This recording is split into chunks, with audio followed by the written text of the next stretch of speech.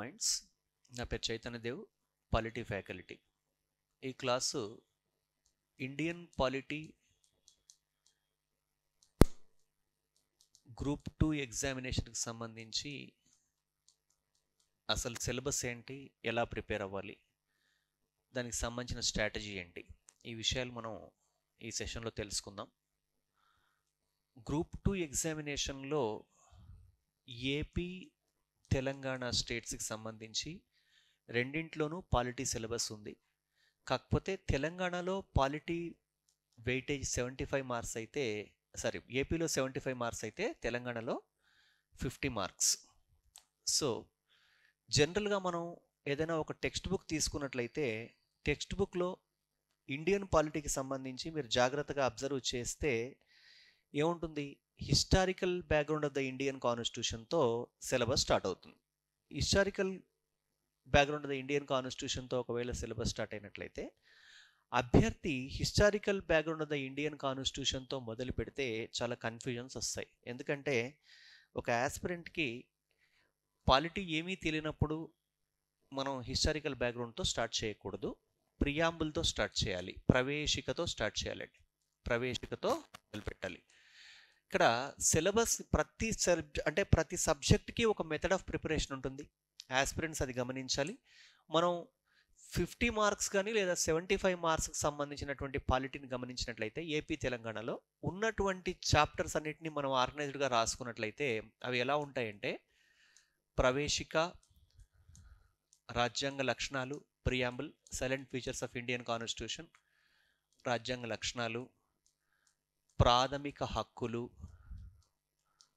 Fundamental rights, అలాగే ఆదేశిక సూత్రాలు, తర్వాత ప్రాథమిక హక్కులు, ఆదేశిక సూత్రాల మధ్య సంబంధం, relation between the fundamental rights and directive principles of state policy, అలాగే ప్రాథమిక విధులు, దీంతో పాటు రైట్ టు ప్రాపర్టీ, ఆస్తి హక్కు కూడా. ఈ 6 సబ్ టాపిక్స్ నుంచి మనం కనీసం 20 మార్కులు ఎక్స్పెక్ట్ చేయొచ్చు.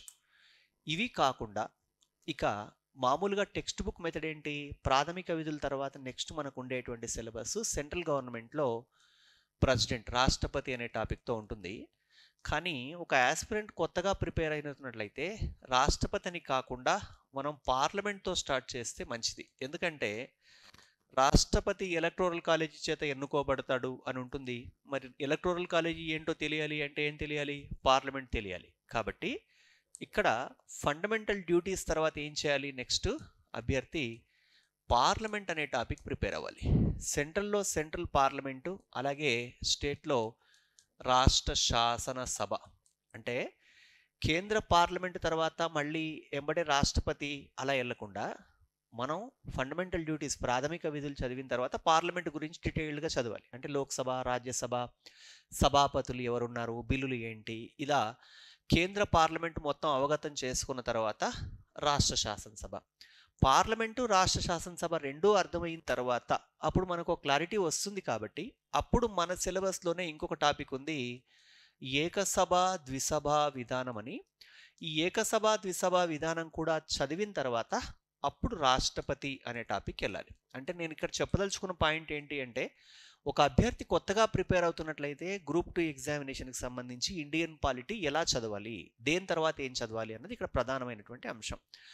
తర్వాత రాష్ట్రపతి లాగానే, అంటే మనకి కేంద్రంలో రాష్ట్రపతి లాంటి పదవే స్టేట్లో గవర్నర్. కాబట్టి రాష్ట్రపతి సైమల్టేనియస్గా గవర్నర్. అంటే రాష్ట్రపతి ఒకసారి చదివి మళ్ళీ కేంద్ర ప్రభుత్వం అంతా అయ్యాక గవర్నర్ కాకుండా కేంద్రంలో రాష్ట్రపతి, రాష్ట్రంలో రాష్ట్ర గవర్నర్, అలాగే సెంట్రల్లో కేంద్రంలో ప్రధానమంత్రి, రాష్ట్రంలో ముఖ్యమంత్రి, ఇలా ఒకదాంతో ఒకటి సంబంధం ఉన్న విషయాలన్నింటినీ ఒక చోట క్రోడీకరించుకొని చదవాల్సినటువంటి అవసరం ఉంటుంది. అలాగే దీంట్లో కూడా ఇంకా ఏం చేయాలి అంటే సిమిలర్గా ఉన్నవి అంటే ఏమన్నా మనం అబ్జర్వ్ చేస్తే రాష్ట్రపతి, గవర్నర్ ఒకదాంతో ఒకటి సంబంధం ఉన్న టాపిక్స్. అలాగే సెంట్రల్లో పిఎం, స్టేట్లో సీఎం, పిఎం సీఎం. అలాగే కేంద్రంలో సుప్రీంకోర్టు, రాష్ట్రంలో high court. 73rd constitution amendment, 74th, 73వ రాజ్యాంగ సవరణ, 74వ రాజ్యాంగ సవరణ. ఇలా ఒకదాంతో ఒకటి సంబంధం ఉన్న విషయాలన్నింటినీ ఒకచోట క్రోడీకరించుకొని చదవాల్సి ఉంటుంది. అలాగే రాజ్యాంగబద్ధ సంస్థల గురించి చదివేటప్పుడు నెక్స్ట్ మనకి ఇవన్నీ చదివాక కాన్స్టిట్యూషనల్ బాడీస్లో ఏముంటాయి? అటార్నీ జనరల్, తర్వాత C and AG, CAG, UPSC, union public service commission, finance commission, election commission, అలాగే జాతీయ కమిషన్లు అంటే జాతీయ SC, ST, BC, minority, women, ఇలా హ్యూమన్ రైట్స్. ఈ కమిషన్లను చదివేటప్పుడు ఈ అన్ని కమిషన్లకు సంబంధించిన సమాచారాన్ని ఒకచోట క్రోడీకరించుకొని చదవడం మంచి పద్ధతి. అలా మనకి పాలిటీ విభాగానికి సంబంధించి ఒకదాంతో ఒకటి అనుసంధానమై ఉన్నటువంటి విషయాల్ని మనం ఏవో తెలుసుకున్న తర్వాత అవి చదివేటప్పుడు మనం ఈ చిన్న జాగ్రత్తలు తీసుకున్నట్లయితే మనం చాలా తక్కువ సమయంలో ఎక్కువ కంటెంట్ ప్రిపేర్ అవ్వడానికి అవకాశం ఉంటుంది. అలాగే ఇక్కడ మీరు జాగ్రత్తగా గమనించండి, నిజానికి ఎవరైనా ఒక అభ్యర్థి ఒక 1000 పేజీల పుస్తకం చదవాలి అంటే ప్రాక్టికల్గా అది చాలా కష్టం. కాబట్టి మనం మొత్తం సిలబస్ని ఏం చేయాలి? అంటే ఎంత పాసిబుల్ అయితే అంతవరకు సింప్లిఫికేషన్ చేయాల్సి ఉంటుంది. సో దీంట్లో కూడా మీరు కనుక కొంచెం అబ్జర్వ్ చేసినట్లయితే ఈ అంశాలన్నింటినీ కూడా, అంటే ఇక్కడ మనం ఏం చూసాం? జాతీయ కమిషన్లు ఎలా చదవాలో తెలుసుకున్నాం. తర్వాత కేంద్ర సంబంధాలు అనే టాపిక్ ఉంది. సెంట్రల్ స్టేట్ రిలేషన్స్లో మనం ఏం చేయాలి? శాసన సంబంధాలు, పాలనా సంబంధాలు, కేంద్ర రాష్ట్ర శాసన సంబంధాలు, పాలనా సంబంధాలు తెలుసుకున్న తర్వాత భిన్నమైనటువంటి కమిషన్లు ఉంటాయి. అన్ని కమిషన్లని ఒక పద్ధతిగా ఆర్గనైజ్ చేసుకొని చదువుకోవాల్సి ఉంటుంది. సో ఇంకా మైక్రో లెవెల్ ప్లానింగ్ అనుకుందాం. అంటే ఇప్పుడు ఫర్ ఎగ్జాంపుల్ అభ్యర్థి ఏం చేస్తాడు? మామూలుగా అంటే ఇక్కడ సిలబస్ చదివేటప్పుడు ఫండమెంటల్ డ్యూటీస్ అనే టాపిక్ అయిపోగానే సెంట్రల్ గవర్నమెంట్ అని ఉంటుంది, దాంట్లో ప్రెసిడెంట్ అని ఉంటుంది. అలా కాకుండా మనం ఏం చేయాలి అంటే పార్లమెంట్ అనుకున్నాం కదా, నిజానికి పార్లమెంట్లో లోక్సభ, రాజ్యసభ ఈ రెండింటి గురించి ఒక 20 పేజీల సమాచారం ఉందనుకోండి. అలా 40 పేజీల సమాచారాన్ని గుర్తుంచుకోవడం కష్టం కాబట్టి మొత్తం పార్లమెంటుకు సంబంధించినటువంటి అంశాన్ని అంతా ఒక టేబుల్ ఫార్మేట్లో ఇప్పుడు ఇలా రాసాం అనుకుందాం. అంశము లోక్సభ, రాజ్యసభ అని ఒక టేబుల్ రాసుకున్నట్లయితే లోక్సభకు సంబంధించిన మొత్తం సమాచారాన్ని, రాజ్యసభకు సంబంధించిన మొత్తం సమాచారాన్ని ఒకే టేబుల్లో మనం ఫ్రేమ్ చేసుకుంటూ వెళ్తాం. అంటే ఒక 40 పేజీలు చదవకుండా దీన్ని మనం ఏం చేస్తాం? ఇది ఆబ్జెక్టివ్ మాడ్యూల్ ఎగ్జామినేషన్ కాబట్టి 2 పేజీల్లో కన్సైజ్ చేస్తాం. అంటే ఫర్ ఎగ్జాంపుల్ ఇప్పుడు ఉదాహరణకి అంటే మనం ప్రతిదీ ఫండమెంటల్స్ నుంచి కూడా తెలుసుకుందాం అనుకుందాం. సభ్యుడిని, లోక్సభ సభ్యుడిని ఏమంటారు? ఎంపీ. రాజ్యసభ సభ్యుడిని ఎంపీ అంటారు. ఎన్నిక కావడానికి కనీస వయస్సు ఇక్కడైతే 25 ఇయర్స్, ఇక్కడైతే 30 ఇయర్స్. గరిష్ట వయస్సు ఏమైనా ఉందా కాన్స్టిట్యూషన్లో? గరిష్ట వయస్సు లేదు. 2014 బిఫోర్ 2014కు ముందు ఆంధ్రప్రదేశ్ రాష్ట్రంలో లోక్సభ సభ్యుల సంఖ్య ఎంత ఉండేది? 42. ఇక్కడ రాజ్యసభ సభ్యుల సంఖ్య 18. ప్రజెంట్ ఏపీ 25, ఇక్కడ 11. తెలంగాణలో 17, 7. ఇలా రాసుకుంటూ వెళ్ళిపోయాం అనుకున్నాం. ఒకే టేబుల్లో ఒక 40 కాలమ్స్ వస్తాయి. కానీ ఇదే మీరు టెక్స్ట్ బుక్ మెథడ్ ఏంటి? 30-40 పేజీల సమాచారం. ఇక్కడ ఎండ్ ఆఫ్ ద డే మనకి ఎగ్జామినేషన్కి ముందు ఒక అభ్యర్థి 1000 పేజీలు చదవడం దాదాపుగా అసాధ్యం. కాబట్టి మీరు ఇలా కన్సైజ్ చేసుకొని కీనోటింగ్లో రాసుకున్నట్లయితే ఈ సమాచారాన్ని మొత్తాన్ని రివిజన్ చేయడం ఈజీ. సార్ ఇలా కాదు, ఇంకా మాకు బాగా తెలుసు, ఒకసారి చదివాము అనుకుంటే ఇక్కడ చూడండి, ఇక్కడ నేను లోక్సభ, రాజ్యసభ అనేది కేంద్రానికి సంబంధించి రాశాను. దీన్నే మీరు ఈ టేబుల్ని ఎక్స్టెన్షన్ చేయండి, ఇంకా స్టేట్కి తీసుకున్నారు అనుకుందాం. కేంద్రంలో మనకి ద్విసభా విధానం ఉంది. రాష్ట్రంలో కూడా ఏముంటాయి? కేంద్రంలో లోక్సభ లాంటిదే, రాష్ట్రంలో విధానసభ. కేంద్రంలో రాజ్యసభ లాంటిదే, రాష్ట్రంలో విధాన పరిషత్ ఉంది. ఇప్పుడు 4 కాలమ్స్ కూడా వేయచ్చు. ఇక్కడ ఏంటి? లోక్సభ మెంబర్ సభ్యుడిని ఎంపీ అన్నాం, ఇక్కడ సభ్యుడిని ఎంపీ అన్నాం. ఇక్కడ విధానసభ సభ్యుడిని ఎమ్మెల్యే అంటున్నాం, విధాన పరిషత్ సభ్యుడిని ఎమ్మెల్సీ. కనీస వయస్సు కూడా సేమ్. ఇక్కడ కూడా గరిష్ట వయస్సు లేదు. 2014 కన్నా ముందు అవిభక్త రాష్ట్రంలో విధానసభ సభ్యుల సంఖ్య ఎంత ఉండేది అంటే 294. అదే విధాన పరిషత్ సభ్యుల సంఖ్య అంటే 90. అలాగే ఏపీలో ప్రజెంట్గా 175 మెంబర్స్ విధానసభలో ఉన్నారు, విధాన పరిషత్లో 58 ఉన్నారు. తెలంగాణలో కనుక గమనించినట్లయితే 119 ఉన్నారు, ఇక్కడ 40 ఉన్నారు. చూడండి, అంటే ఒకవేళ గనుక అభ్యర్థి ఒక పద్ధతిగా చదివినట్లయితే చాలా సమయం ఆదా అవుతుంది. కాబట్టి ఇక్కడ మనం ఇలా తెలుసుకోవచ్చు. అలాగే మీరు కేంద్రంలో పార్లమెంటు, రాష్ట్రంలో రాష్ట్ర శాసనసభ ఐడియా వచ్చిన తర్వాత కేంద్రంలో రాష్ట్రపతి లాంటి పదవే రాష్ట్రంలో గవర్నర్ పదవి. కాబట్టి ఇక్కడ అధికారాలను మీరు కంపేర్ చేస్తే ప్రెసిడెంట్కి ఏం పవర్స్ ఉంటాయి, ప్రెసిడెంట్ రాష్ట్రపతికి ఏం అధికారాలు ఉంటాయి? కార్యనిర్వాహక అధికారాలు, శాసన నిర్మాణ అధికారాలు, ఆర్థిక అధికారాలు, న్యాయ అధికారాలు, సైనిక అధికారాలు, రాయబార అధికారాలు, అత్యవసర అధికారాలు. ఇవి రాష్ట్రపతికి సంబంధించి. మరి కేంద్రంలో రాష్ట్రపతి అంతా చదివిన తర్వాత రాష్ట్రపతి, ఉపరాష్ట్రపతి, పార్లమెంటు అంతా అయిపోయిన తర్వాత ఒక 15-20 గంటలకు, ఒక 5-6 రోజులకు మళ్ళీ మనం గవర్నర్ చదివినట్లయితే ఆలోపు అభ్యర్థి కొంత మర్చిపోయే అవకాశం ఉంటుంది. కాబట్టి కేంద్రంలో రాష్ట్రపతి లాంటి పదవి ఏంటి, రాష్ట్రంలో గవర్నర్. అంటే ఇక్కడ కూడా గవర్నర్కి కార్యనిర్వహణ, శాసన నిర్మాణ, ఆర్థిక, న్యాయ అధికారాలు ఉంటాయి. సైనిక, రాయబార, అత్యవసర ఈ అధికారాలు గవర్నర్కు ఉండవు. సింపుల్గా చెప్పాలంటే రాష్ట్రపతి -3 అధికారాలు = గవర్నర్. అంటే ఒకేసారి సైమల్టేనియస్గా మనకి సిమిలర్గా ఉన్న పదవులన్నింటి గురించి తెలుసుకోవచ్చు. అలాగే కనుక మీరు అబ్జర్వ్ చేస్తే ఏదైనా ఒక ప్రామాణిక పుస్తకాన్ని తీసుకున్నట్లయితే కాన్స్టిట్యూషనల్ బాడీస్ అని ఒక టాపిక్ ఉందండి. రాజ్యాంగబద్ధ సంస్థలు, election commission, UPSC, finance commission, అంటే జాతీయ ఎస్సీ కమిషన్, ఎస్టీ కమిషన్, ఇవన్నీ ఉన్నాయి. ఇవన్నీ ఒక 100 పేజీల సమాచారం ఉంటుంది.